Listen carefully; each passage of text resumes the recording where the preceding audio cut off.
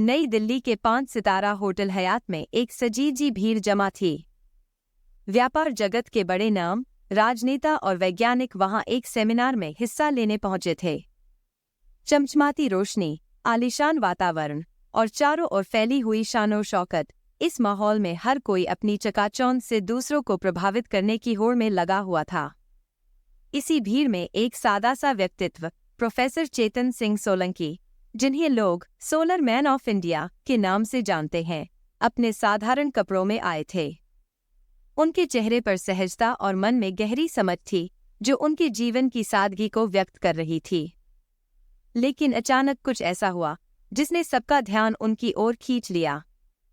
किसी ने प्रोफेसर सोलंकी के फटे हुए मोजे देख लिए और चुपके से उनकी तस्वीर खींचकर सोशल मीडिया पर डाल दी। तस्वीर के साथ मजाक उड़ाते हुए लिखा गया, 5 सितारा होटल में फटे हुए मोजे वाले अतिथि। यह तस्वीर कुछ ही समय में वायरल हो गई और देश भर के मीडिया प्लेटफॉर्म्स पर इसे हास्य का विषय बना दिया गया। कई लोग हंसी मजाक करने लगे, किसी ने उनके साधारण व्यक्तित्व को निशाना बनाया तो किसी ने उनके पहनावे को। लेकिन असली आश्चर्य तब हुआ जब प्रोफेसर सोलंकी ने अपने फटे हुए मोजों के पीछे की कहानी बताई। यह जवाब न सिर्फ उन लोगों की हंसी को थमा गया, बल्कि समाज के कई लोगों को सोचने पर मजबूर कर गया। प्रोफेसर सोलंकी ने बड़े ही शांत स्वर में कहा, मेरे मोजे फट गए और मुझे इसे बदलने की जरूरत है। मैं बदल भी सकता हूँ और मैं आर्थिक रूप से सक्षम भी हूँ, परंतु प्रकृति इसे अफोर्ड नहीं कर सकती। यह सुनते ही कमरे में सन्नाटा छा गया। उन्होंने आगे समझाया कि कपास के उत्पादन के लिए भारी मात्रा में पानी की आवश्यकता होती है।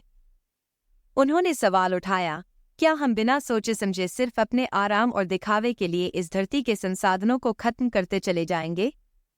उनकी बातों में गहराई थी, एक ऐसा दृष्टिकोण जिसे सुनकर हर कोई चौंक गया।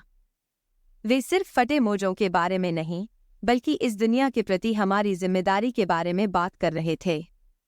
मानव के पास पैसे कमाने की कोई सीमा नहीं है, उन्होंने कहा, लेकिन इस धरती और प्रकृति की सीमाएं हैं। अगर हमने अपने संसाधनों का बुद्धिमत्ता से उपयोग नहीं किया, तो यह धरती आने वाली पीढ़ियों के लिए रहने लायक नहीं बचेगी। उनके शब्द जैसे दिलों में उतरते चले गए।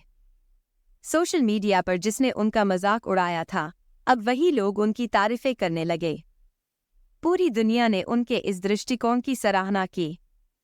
प्रोफेसर सोलंकी न सिर्फ एक वैज्ञानिक थे, बल्कि सस्टेनेबिलिटी के प्रतीक बन गए थे। उन्होंने यह दिखाया कि असली वीरता दिखावे में नहीं, बल्कि जीवन के प्रति समझदारी और जिम्मेदारी में होती है।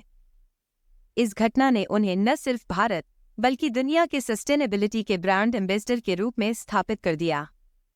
उनके सरल शब्दों ने हमें यह सिखाया कि साधारण जीवन जीना और सीमित संसाधनों का उपयोग करना कोई कमजोरी नहीं, बल्कि यह हमारी धरती और आने वाली पीढ़ियों के प्रति हमारी सबसे बड़ी ताकत है। और सच ही है, जब नीयत साफ हो तो समाज की फप्तियां भी आशीर्वाद बन जाती हैं। हमें ऐसे ही लाखों ब्रांड एम्बेसडर की जरूरत है जो सादगी और मिनिमलिज्म को बढ़ावा दें। प्रोफेसर चेतन सोलंकी हमारे समाज के ऐसे हीरो हैं जिनकी विचारधारा हमें एक बेहतर और टिकाऊ भविष्य की ओर ले जाती है।